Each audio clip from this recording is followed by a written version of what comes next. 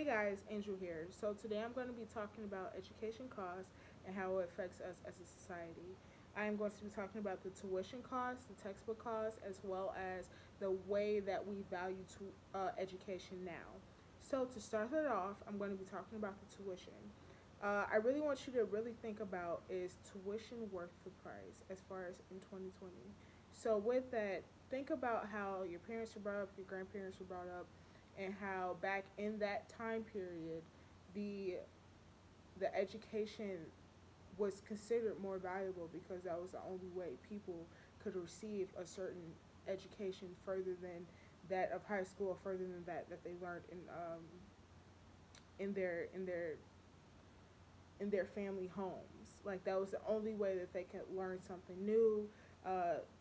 Book access was not as accessible in certain areas, so attending college and attending universities was the way to go. So with that, I want you to think about how we are now, considering that we can access almost any type of information online and in the palm of our hand, and is it really worth the price now, considering that we have access to everything? Like, is it really worth it? So with that, according to the National Center of Educational Statistics, tuition has increased more than twice as cost than our parents paid, and college was necessary basically back in the day to be further educated, like I just said. The only information back then and there was considering books and articles, and basically the professors back then and there had an easier way of relating the subject to us, and well, not us, but relating the subject to its students, and how the students were able to portray the information and to understand the information back then.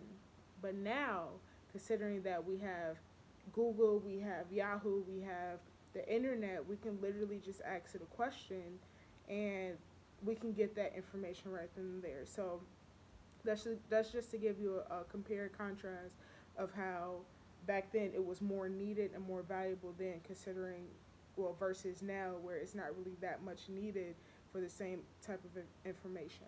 Just to give you that, as well as there were shorter class sessions back in the day. So back in the 1800s, according to the National Center of Educational Statistics, back in the 1800s, educational periods were much shorter, ranging from 100 days to 130 days per year for students. And that was mainly because of harvest season back in the day, that they used to harvest their own crops and make money off of that and make a living for their family. So that time period was suitable for them.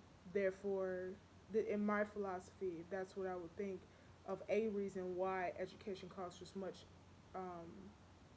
was like cheaper than what it is now. But at the same time, although it is a little bit longer, there should not be that big of a jump as far as tuition costs and back then versus now. Also, if you look at the National Center for Educational Statistics as well, from 1959 to 1989, the tuition increased significantly from $10,000 to $40,000 per year, and that showed a significant inverse relationship with the attendance of the students. So basically, as the the educational costs have went up, less people started to go because they figure that it's not as valuable to get that same education that I got for $10,000 a few years ago to get it now, and it's not, we're not doing anything different as far as education and information intake wise.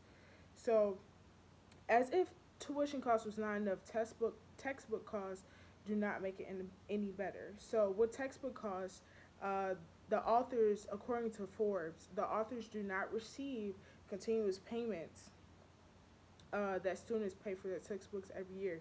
So every time you rent a textbook, or every time that you uh, like rent a textbook online or in person or from your school or anything like that, the authors do not get that money.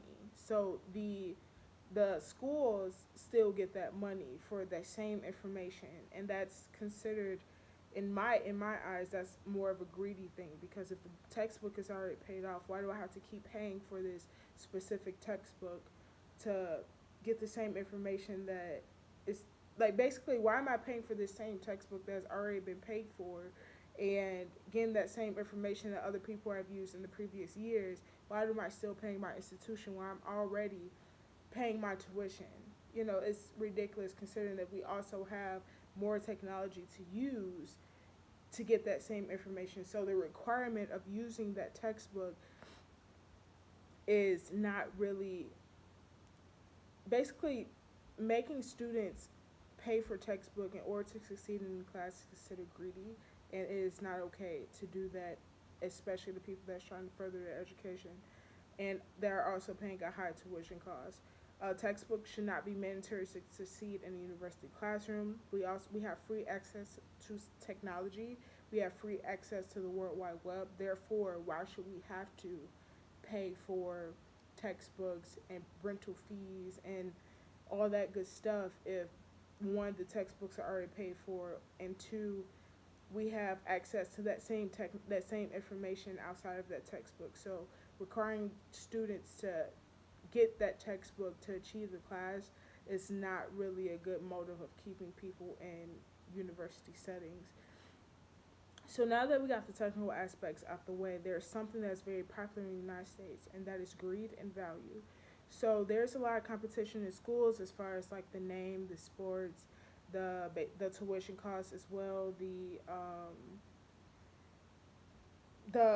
rep that you get from going to that school. So according to Forbes, one of the many reasons why college tuition and costs in general should not be lowered is because lowering prices is not going to make the college more competitive. In fact, it makes the institution appear less credible, rigorous, and overall less prestigious.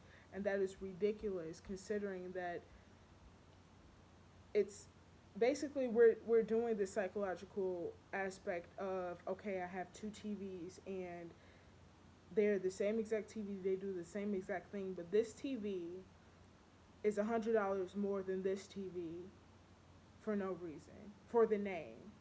So basically, it's like the brand name and the off-brand name, and we're going to pay more for the brand name, although it's the same active ingredient as the off-brand name. And that's pretty much the mindset that we have as far as institutions.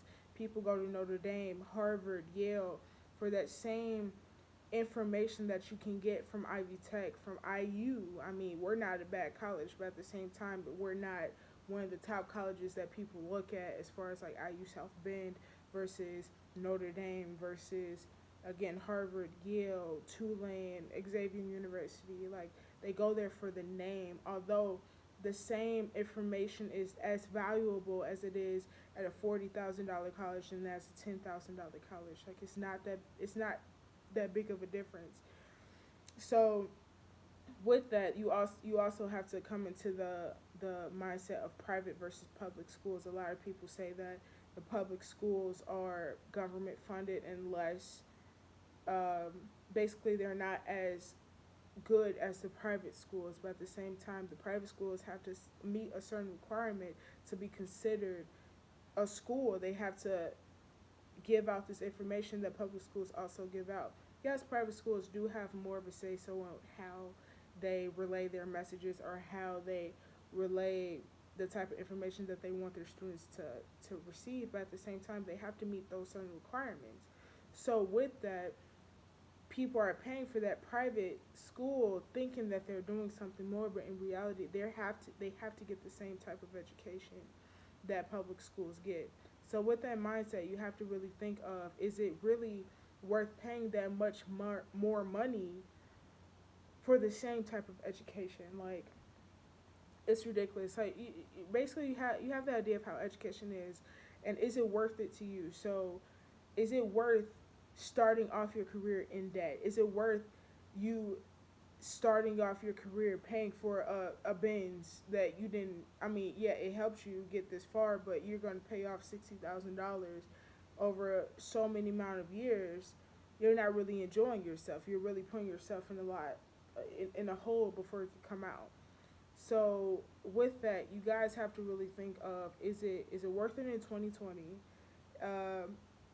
Is the education aspect worth it, period, as far as why am I paying more for the same type of education that my parents received when it was only $5,000, $10,000? Also, I asked this question in my survey. I know I'm going a little bit over the time limit, like I always do, but I asked this question in my survey, and I said, "What is the reason why you went to college?" And the main reason, over 50% of people said, because my parents made me, or because I had peer pressure from my parents, that my parents really just wanted me to go to further my education, not knowing that it's not the same as it was back in the day for them, and that the same education that they got is not the same education we got as far as paying for it wise. Like, they did not pay the same amount of money that we're paying and to receive that same education. So is it really worth starting off in debt? So with that, I want to leave you guys with that. I want to hear your responses to that. I would love to hear that. I don't believe that it is worth it, in my opinion, in 2020 yet. I am in college because I did want to pursue a specific um, like a specific field. So with that, I hope you guys enjoyed that presentation. Thank you.